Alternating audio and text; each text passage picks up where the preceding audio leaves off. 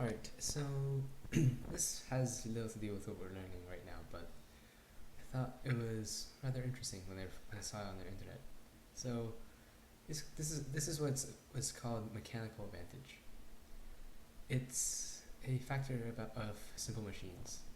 That's well, not exactly you might imagine, but it's still it's basically the key component as to why simple machines are so useful.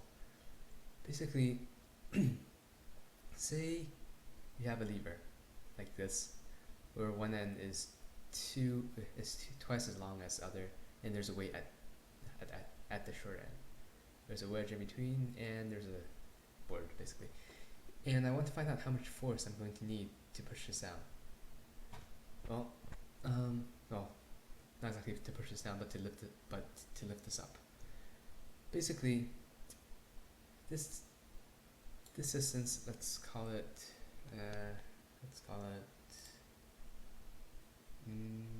A. Really can't think of much right now. This is the max distance that this thing is going to go. And so say this length was upward, was like horrible, was like this. Let me just wait for this. Excuse this crude drawing, but anyways, so this distance would be 1/2 of A over 2. This is quite easy to understand since this is a triangle. We're assuming that this point is like at 0 basically. So you can just remove this and think of this as like this. One sec. As like that didn't work. As like this with the axes and etc. So yeah, basically since this is a triangle, since these two are similar triangles, and one length is twice as long as the other, this length is going to be, say, this length. Yeah, this length is going to be a bit less. It's going to be half of this. So, what can we conclude from this? Basically, what we want to use is work to find this. Oops, that's not that. Okay. Say you're trying to lift this block up right now. F would equal m times g. So you have to push this much to lift this block just straight up. However, if you use this mechanic, then you can basically say something like this. F times A is equal to A over 2 times m times g. And this makes sense because what you're doing right now is exerting work.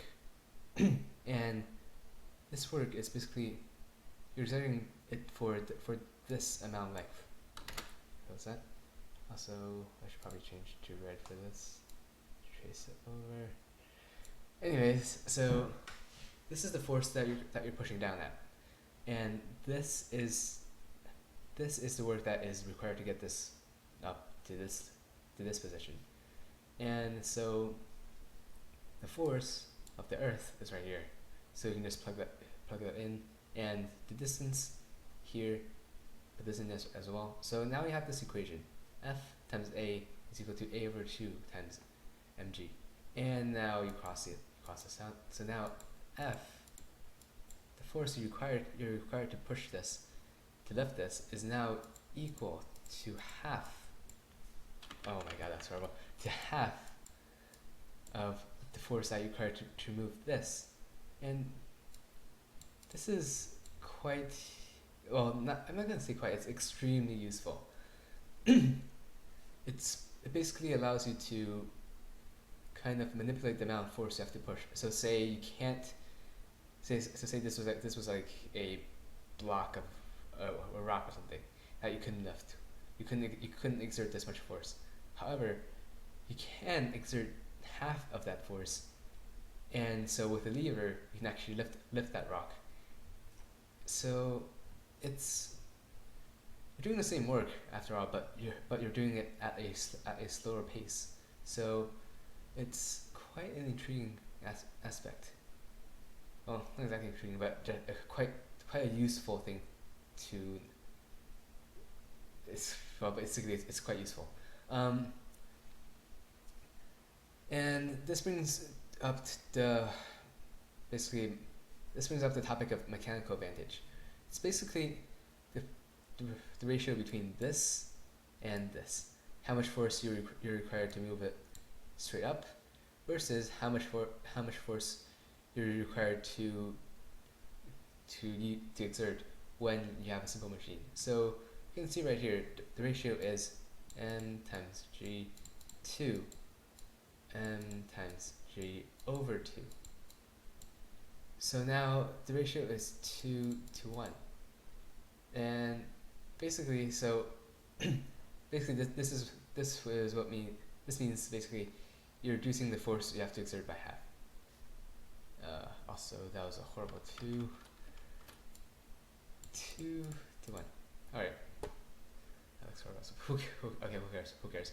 Anyways, so yeah, this is an introduction to simple machines, and the lever is one of the simpler simple machines. I'm pretty sure, but I haven't really read into it that much, so I'm guessing that this can get a lot more complex. And now we move on to something that we've already learned about before: the pulley. The pulley we've already seen. You have to exert the same amount of force to push to pull this up. Mg, and this is also equal to mg. And so basically, nothing really intriguing here, but this is a simple pulley. This is something that's more complex. So say I want to move this thing up to the ceiling. If I were to use this kind of pulley, I would have to constantly exert this force, which is again equal to m times g. However, I cannot exert this force. I am a weak person. I do not lift. So what I can do instead is basically connect another string to here and attach it to the ceiling. So now, when I pull on this string, this actually moves up by half of the amount that I pull down, which, if you think about it, is quite easy to understand, because what you're doing here is you're lifting this up by kind of increasing the tension of the rope around here. And since the rope is basically, there's rope on both sides, I would need to pull the same amount of length on both sides to get this up that length. So let's call that length A. I would need to pull the length of 2A. That was horrible. I need to pull the length of 2A in order to get this up 1A. However, if you remember the work equation, I would still have to exert the same amount of work. So m times g times A would equal 2A times whatever force I would have to exert. And again, we can cross this out and move this over, and we will get F is equal to mg over 2. Again, like this. And so this actually creates a mechanical advantage, because I would need to use less force to lift this up. Of course, I would need to pull down this a lot more, but it's I think it's well worth the extra time. So especially since I can't lift this myself. Again, I'm weak. I did not lift.